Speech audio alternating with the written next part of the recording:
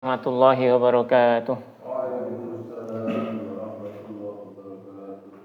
Alhamdulillah wassalatu wassalamu ala asyrafil anbiya wal mursalin wa ala alihi wa ashabihi ajma'in wa la hawla wa la quwwata illa billahil aliyyil azim. Allahumma shalli wa sallim ala sayyidina Muhammadin abdika wa rasulika nabiyil ummi wa ala alihi wa sahbihi wa sallim tasliman katsira amma ba'd. Alhamdulillah kita bisa berkumpul kembali dalam rangka ngaji bersama kitab Syarh Shaghir. Meskipun kita awali di waktu yang sangat malam ini, dan mudah-mudahan apapun yang kita lakukan semuanya diridhoi dan diberkahi oleh Allah Subhanahu wa taala. Untuk itu marilah kita mulai acara kita pada kesempatan malam hari ini, malam ke-22 dari bulan Ramadan, dengan membaca li hadratin Nabiul Mustafa Muhammadin sallallahu alaihi wasallam wa li jami'i ikhwanihi minal anbiya wal mursalin wa li sahabati ajma'in wa li baiti thayyibin wa li jami'i masyayikhina wa masyayikhina wa suyukhi masyayikhina wa nakhusu jami'i masyayikhina fi hadhihi at-tariqa minha Syekh Abdul Mu'nim bin Abdul Aziz Yusri Sajib al-Hasani Syekh Abdullah Syekh Ahmad Syekh Muhammad bin Siddiq al-Umari Syekh bin Ata'ala Sakandari Sabullah Basumal al-Mursi wa qutbil aktab Sayyidina Syekh Abdul Syadili Syekh Abdul Salam bin Masyish wa jamil masyayikh tariqah Syaduliyah Siddiqiyah tariqah Qadiriyah Naqsyabandiyah tariqah Syatoriyah tariqah Akmaliyah tariqah Histiyah tariqah Idrisiyah tariqah Dasuqiyah wa tariqah Kubrawiyah li jami'i masyayikhina fi hadhihi tariqah Syatoriyah minhum Syekh Kiai Nurul Islam wa Kiai Adinasi wal Umam Kiai Diauddin Kuswandi wa Kiai Darmajaya wa Kiai Haris Kiai Nurwarji wa nakhusu khosatan Syekh Imam Fauzi wa Kiai Nur Basori wa Kiai Abu Syukur Salim Kiai Hasan Ulama wa Kiai Haji Abdurrahman Tegalrejo wa Syekh Abdul Muhib Pamijahan Syekh Abdul Rauf Al-Fansuri Al-Jawi Syekh Ibrahim Al-Qurani wa Syekh Ahmad Al-Kushashi wa Syekh Ahmad bin Ali As-Sinawi Syekh Sibaghatullah bin Syekh Ruhullah Syekh Wajihuddin Al-Alawi Syekh Muhammad Ghaus Syekh Hadiyatullah Sarmas Syekh Al-Hajj Huduri wa Syekh Alaqaddin Syatari wa Syekh Abdullah Syatari Syekh Muhammad Arif Syekh Muhammad Asyik wa jamil masyayikhina fi hadhihi tariqah min al-awwal al-muntaha usulihim wa furu'ihim masyayikhihim wa talamidihim wa man intasaba ilahim lahum min jami'an. Al-Fatihah. A'udzu billahi minasyaitonir rajim. Bismillahirrahmanirrahim. Alhamdulillahirabbil alamin arrahmanir rahim maliki yaumiddin. Iyyaka na'budu wa iyyaka nasta'in ihdinas siratal mustaqim. Siratal ladzina an'amta 'alaihim ghairil maghdubi 'alaihim waladdallin. Bismillahirrahmanirrahim. Faslun fil jannati wan nar. Kalau kemarin kita bahas tentang apa yang ditemui atau dijumpai oleh hamba ketika meninggal atau ketika di alam kematian, maka sekarang adalah bab selanjutnya adalah tentang hakikat surga dan neraka. Faslun fil jannati wan nar, bab tentang surga dan neraka. Fi annahuma makhluqatani al-an, bahwa keduanya telah diciptakan saat ini. Wa jannatul firdausi wal karama li ahliha haqqun wa ma biha minal faqamah. Dan surga Firdaus dalam baitnya Syekh Ahmad Al-Kushashi menyebutkan wa jannatul firdausi wal karamah haqqun wa ma biha minal faqamah, itu ya. Jadi jannah Firdaus atau surga Firdaus itu serta kemuliaan bagi para penghuninya adalah hak, kebenaran. Minal fakhomah. Begitu juga segala macam kemegahan yang ada di dalamnya. Wa annaha, dan sesungguhnya surga itu hadiratul wujud, telah hadir keberadaannya. Ay makhluqatun mawjudatun al-an, atau telah diciptakan dan sudah ada wujudnya saat ini. Mu'addatun lil mukarramil maudud, yang dipersiapkan bagi orang-orang yang dicintai, dimuliakan dan dicintai.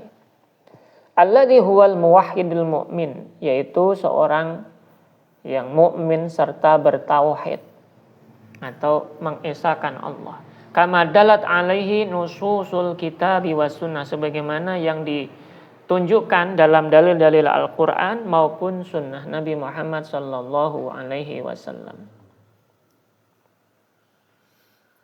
Wan naru aidan, dan bahwa neraka itu juga mithluha maujudah, sama seperti surga tadi telah wujud saat ini, al-an. Wa asyara ilal haditsid dali ala wujudin nari al-an. Dan penulis Nadham pun menunjukkan, mengisyaratkan sebuah hadis yang menjadi dalil bahwa neraka itu sudah wujud saat ini. Wa huwa qauluhu sallallahu alaihi wasallam, dan itu diungkapkan dalam sabda Nabi Muhammad sallallahu alaihi wasallam yang bunyinya adalah ra'aitu Amr bin Amir al-Khuzai yajurru qusbahu finnar.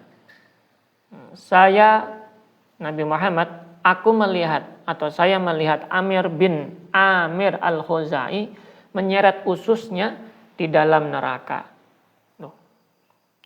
Ketika itu Nabi Muhammad menerangkan kepada sahabat tentang ini. Dan di dalam bait ini diterangkan juga dalam keterangan Syekh Ibrahim Al-Qurani biqaulihi, dengan ungkapan tadi yajurru qusbahu bi dhammi al-ma'a ka'ali biha au fiha nafsun makdudatun mat'ubah fa'ilun yujaru. Kata yujaru atau yajuru qusbahu, dengan ungkapan yajuru qusbahu ini penulis mengatakan di dalam hadisnya itu menerangkan bahwa kata-kata yajuru qusbahu, menyeret ususnya, itu maksudnya dengan domah kata qusnya, qafnya itu didomahkan, qusbahu, qusbun itu artinya usus. Dan di sini dalam keterangan hadis ini kalau kita melihat riwayatnya bahwa Amr bin Amir al-Khuzai itu adalah seorang yang dermawan di masa-masa jahiliyah, yang dalam ceritanya itu yang membawa atau merubah tatanan sosial ya waktu itu. Dia seorang yang dermawan, suka memberi, dan bahkan bisa dikatakan mungkin miliardernya zaman itu ya. Sampai dianggap seorang yang mulia. Sehingga apapun yang diomongkan itu dipercaya sama orang. Termasuk juga ketika dia melihat di daerah Yaman, dia pernah pergi suatu tempat daerah Yaman atau daerah yang lainnya, dia menemukan di tempat itu banyak yang menyembah Hubal. Hubal itu adalah sesembahan atau patung yang disembah oleh orang-orang yang didatanginya itu. Kalau Hubal itu dalam tatanan bahasa lama, hu itu artinya adalah roh, bal itu adalah tuan, atau dari kata Baal itu juga ya.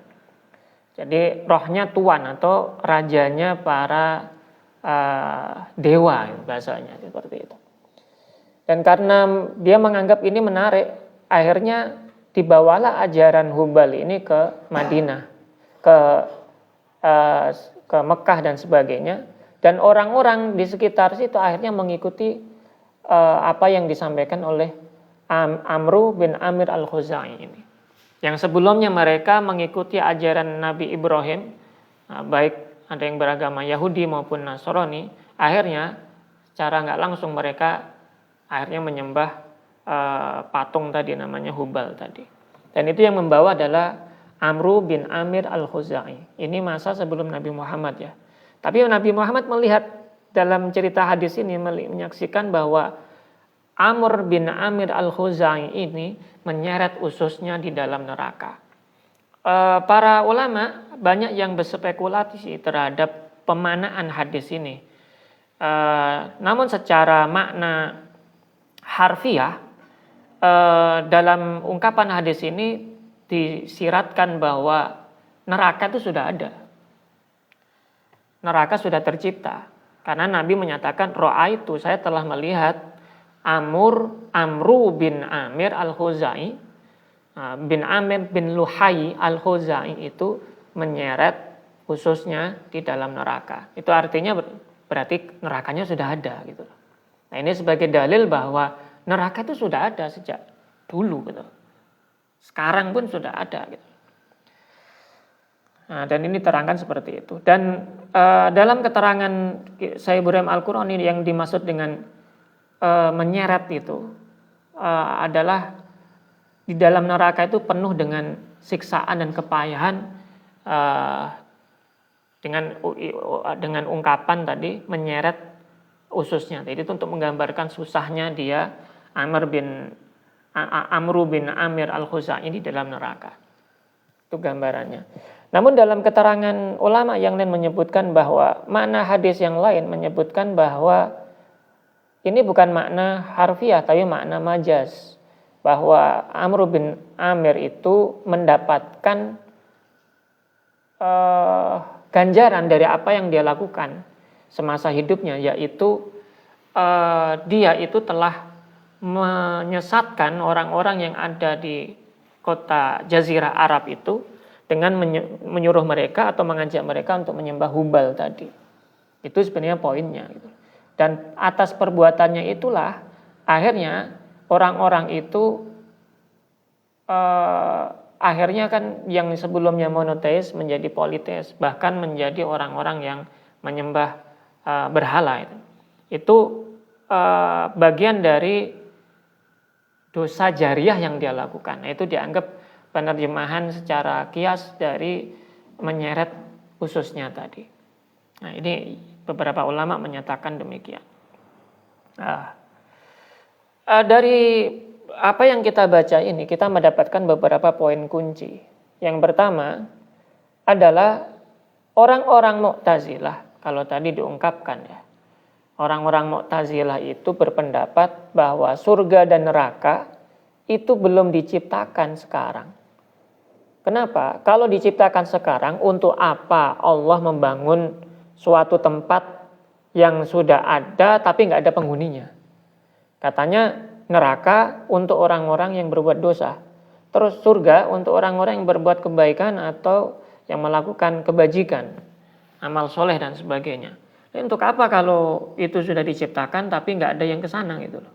Ini menurut orang-orang Mu'tazilah. Memang secara logika sangat manusiawi ya, ungkapan itu. Menurut mereka itu perbuatan sia-sia, nggak mungkin Allah melakukan suatu perbuatan yang sia-sia kan. Lah, ulama Ahlussunnah wal Jamaah mereka sepakat bahwa logika kita tidak bisa mengatur Allah. Allah itu nggak bisa dibandingkan dengan pemahaman logika kita. Teks Al-Quran dan hadis itu tegas sekali menceritakan bahwa keduanya sudah diciptakan dan berwujud, ada maksudnya. Bukti logisnya Nabi Adam alaihissalam dulu tinggal di mana sebelum diturunkan ke bumi. Terus setelah itu bagaimana? Nah, kan, berarti kalau Adam dulu pernah di surga, berarti surga sudah ada kan? Bukti logisnya gitu. Terus bukti hadisnya saat peristiwa Isra Mi'raj, Nabi Muhammad SAW diperlihatkan wujud asli surga dan neraka, bukan sekedar gambaran masa depan gitu loh. Artinya berarti sudah ada. Kemudian hadis Amir bin Amir Al-Khuzai ini dalam konteks ini dalam sejarah Islam, Amir bin Luhai, Amr bin Luhai Amir Al-Khuzai ini adalah tokoh suku Arab kuno ya, yang pertama kali sudah saya ceritakan tadi membawa patung berhala ke Makkah dan mengubah ajaran tauhid Nabi Ismail menjadi ke ajaran yang penuh dengan kemusyrikan.